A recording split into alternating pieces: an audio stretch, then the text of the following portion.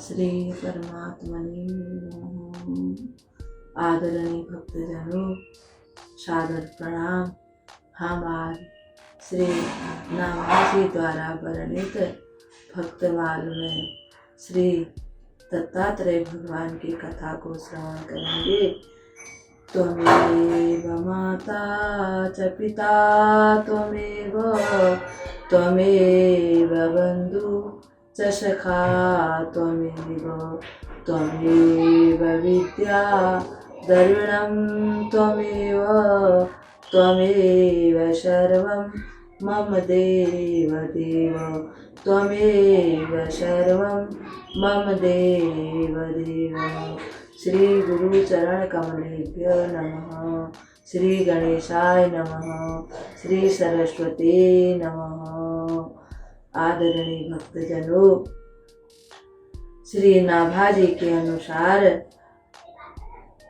श्री दत्तात्रेय भगवान ने जो विष्णु भगवान जी ने एक समय में दत्तात्रेय का अवतार ग्रहण किया था। महाराज श्री अत्रि और माता अनुसुईया जी की तपस्या से प्रसन्न होकर एक समय की बात है कि ब्रह्मा जी के पुत्र हुए प्रजापति अत्रि जी और कर्दम ऋषि की जो कन्या है अनुसुईया जी, श्री अत्रि जी का विवाह अनुसुईया जी के साथ में हुआ। अत्रि मुनि ने गृहस्थाश्रम स्वीकार किया। उसके बाद वे एक समय अपनी पत्नी अनुसुईया जी से बोले कि हे देवी, घर गृहस्थ में रहकर भगवान की तपस्या नहीं हो सकती, इसलिए आप मुझे बन जाने की इजाज़त दे दीजिए। उस पर माता अनुसुईया ने कहा कि हे स्वामिन, मैं भी आपके साथ तपस्या करने के लिए वन में आऊंगी। तब अत्रि मुनि बोले, हे देवी, हम घर गृहस्थ वाले लोग हैं, हम दोनों वन में नहीं जा सकते, क्योंकि हमारे आश्रम पर अनेकों ऋषि मुनि आएंगे। हमारा कर्तव्य है उनकी सेवा करना, अतिथियों की सेवा करना, पशु पक्षियों की सेवा करना। जब वे लोग हमारे घर पर आएंगे, हमारे आश्रम पर आएंगे, उनको अगर कुछ भी नहीं मिलेगा तो वे उदास होकर के वहाँ से चले जाएंगे। इसलिए आपको अपने घर पर ही रहकर मेरी आज्ञा से तपस्या करनी चाहिए। तपस्या यानी कि उनकी सेवा करना ही, मेरी आज्ञा का पालन करना ही आपकी तपस्या होगी।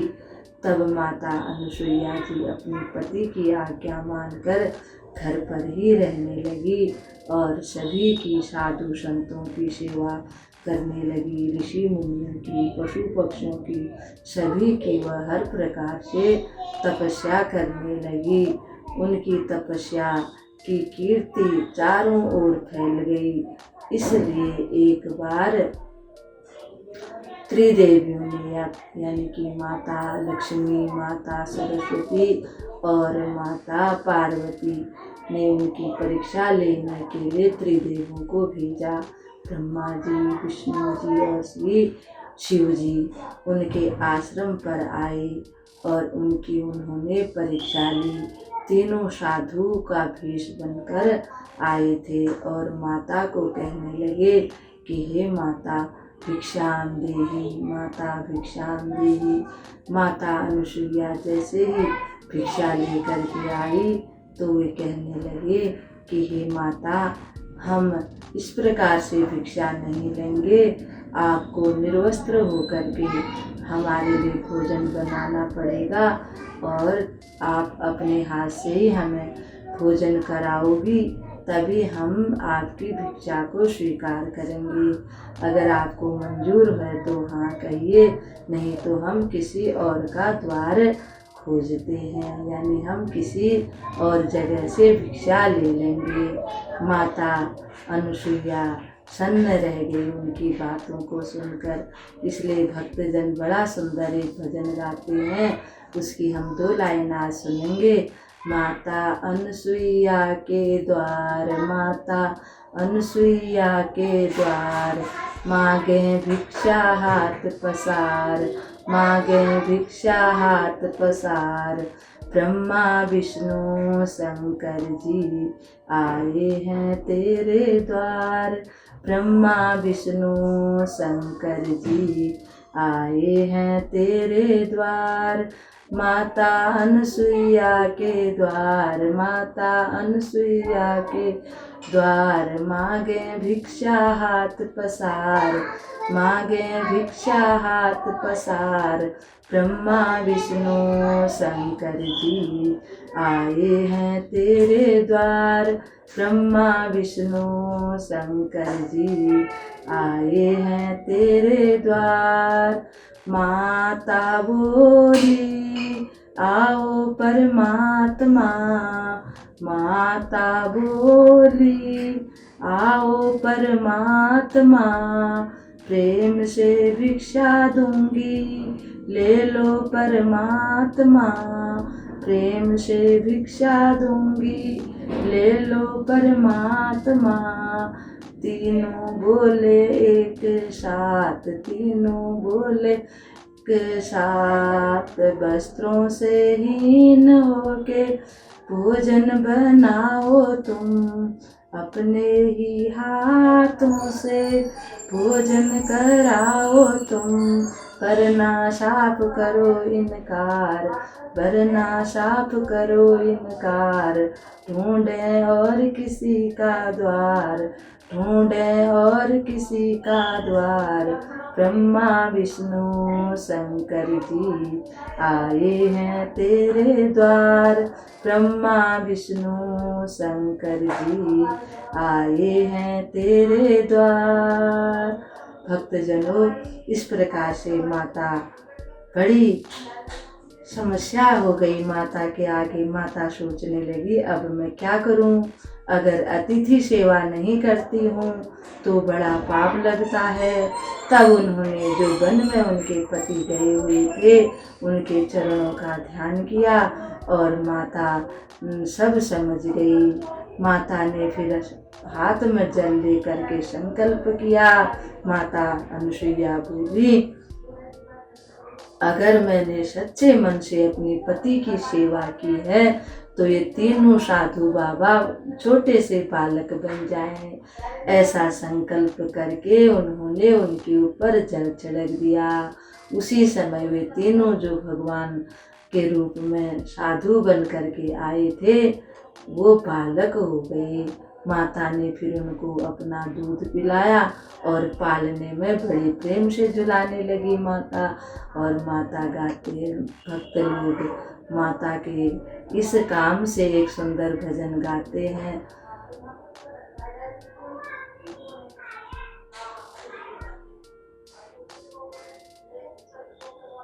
अनसुईया जी ने डाल दिया पालना, डाल दिया पालना, झूलेंगे तीनों देव बन कर के लालना, बन कर के लालना। अनसुईया जी ने डाल दिया पालना, डाल दिया पालना, झूलेंगे तीनों देव बन कर के लालना, बन कर के लालना।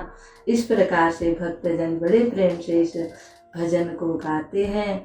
इधर वन में उनकी तपस्या से प्रसन्न होकर, यानी अत्रि ऋषि की तपस्या से प्रसन्न होकर भगवान ने जाकर उनको दर्शन दिया और उनको मनवांछित फल प्रदान किया। फिर जब अत्रि जी भी अपने आश्रम में लौट करके आए तो वे बड़े प्रसन्न हुए।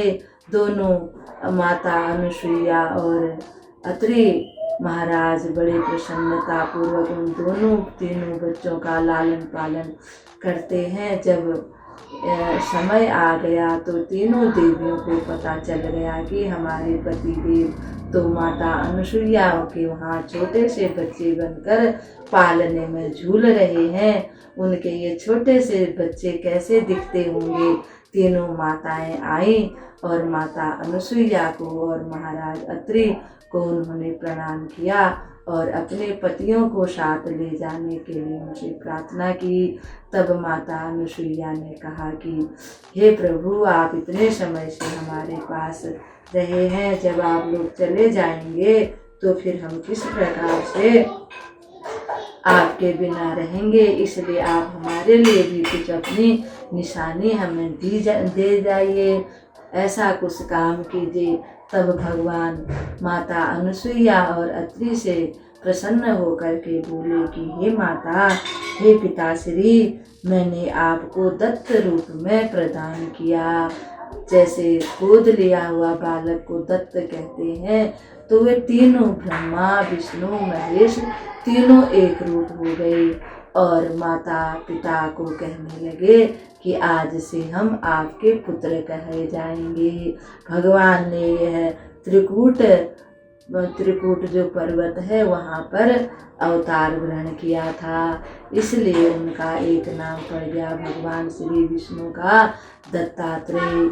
फिर माता अनसुईया से आशीर्वाद लेकर के वे भगवान तो अपने अपने धाम को चले गए। अब माताओं के साथ, माता लक्ष्मी के साथ वैकुंठ धाम में विष्णु जी चले गए और कैलाश पर्वत पर भोले बाबा चले गए और ब्रह्मलोक में ब्रह्मा जी चले गए।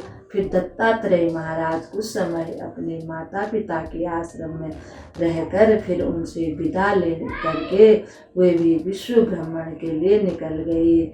उन्होंने अपना जो असली रूप था, भगवान का रूप था, उसको गुप्त रख दिया और ऐसे साधु बाबा बन गए जिसको कहते हैं अवधूत भेष धारण कर लिया, ताकि हमें कोई पहचाने नहीं और हमारे पास कोई आकर के हमें परेशान ना करे। जो मिलता था उसे ही वे खा लेते थे, जो मिलता था उसे ही वे पहन लेते थे।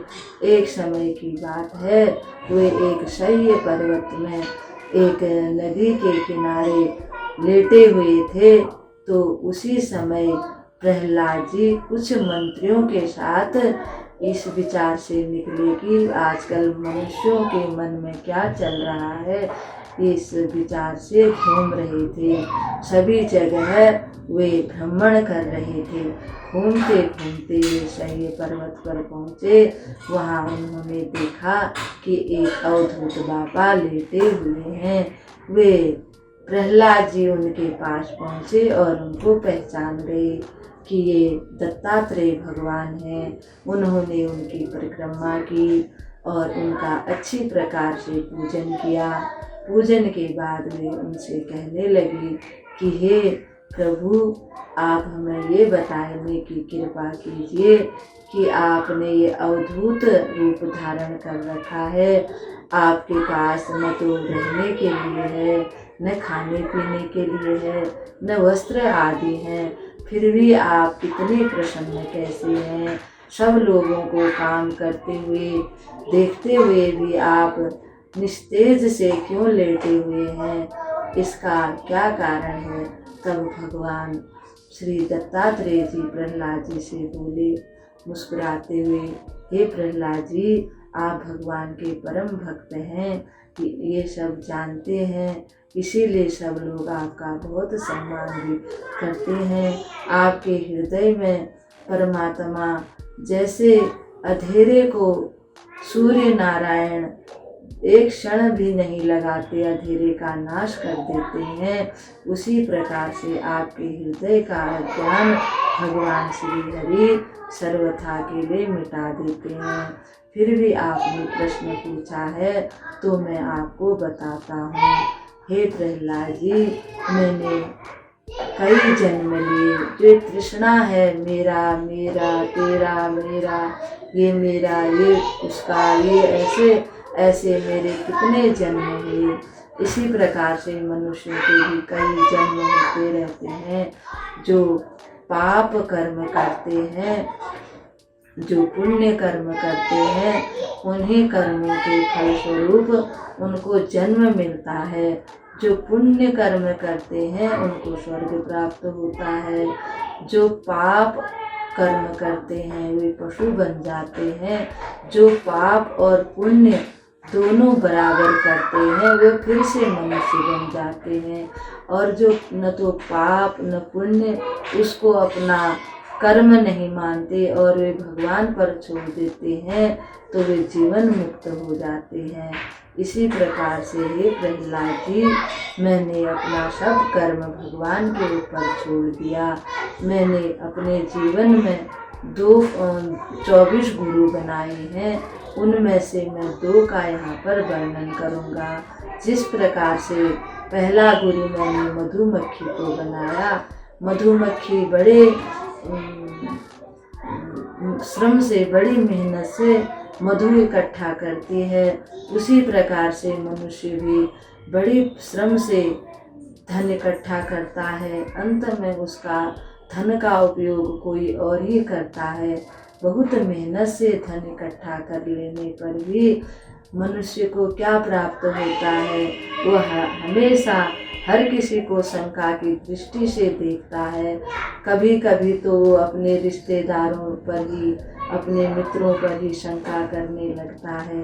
यहाँ तक कि वह अपने आप पर भी शंका करता है। न ठीक से नींद आती है, न सो पाता है, न ठीक से भोजन कर पाता है। इसलिए मैंने दूसरा गुरु अजगर को बनाया।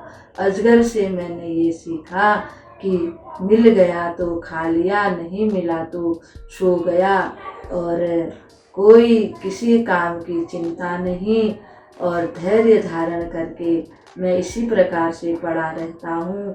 कभी तो मेरे को मनुष्य लोग हजारों प्रकार के भोजन करा देते हैं, कभी एक भी भोजन नहीं मिलता। कभी फल आदि मिलते हैं, कभी दूध मिलता है, कभी वो भी नहीं मिलता। कभी मैं कई प्रकार के फूल, माला, तिलक आदि लगाता हूँ, कई बार वो भी नहीं। कई बार बड़े बड़े सिंहासनों पर मुझे लोग बिठा देते हैं, कभी मैं रेत के ढेर पर ही लेट जाता हूँ। मैं प्रारब्ध को ही अपना मानकर प्रारब्ध के अनुसार ही चलता हूँ। मैं सब कुछ भगवान पर छोड़कर अपने भगवान की इच्छा से ही जो हो रहा है, ये हो रहा है, सब भगवान की इच्छा से हो रहा है, यह सब मानकर चलता हूँ और बड़ा ही प्रसन्न रहता हूँ। अंत में प्रहलाद जी ने उनको प्रणाम किया और अपने राजमहल को लौट आए। इस प्रकार से दत्तात्रेय जी ने यदु महाराज को भी एक बार ज्ञान का उपदेश दिया था, अलर्क महाराज जी को भी उपदेश दिया था, और सहस्त्रार्जुन को भी भगवान दत्तात्रेय ने उपदेश दिया था। भगवान दत्तात्रेय का जो प्राकट्य हुआ वो इसीलिए हुआ कि मनुष्य को अपने आप में संतोष करना चाहिए। दत्तात्रेय भगवान कहते हैं कि जो भी मिलता है, जैसा भी मिलता है, उसी में मनुष्य को प्रसन्न रहना चाहिए, खुश रहना चाहिए। आज इस प्रकार से आज हमने दत्तात्रेय भगवान की कथा को सुनाई। बोल साचे दरबार की जय। गोविंद मेरो है, गोपाल मेरो है, गोविंद मेरो है, गोपाल मेरो है। श्री बांके बिहारी नंदलाल मेरो है, श्री बांके बिहारी नंदलाल मेरो है। गोविंद मेरो है, गोपाल मेरो है, गोविंद मेरो है, गोपाल मेरो है।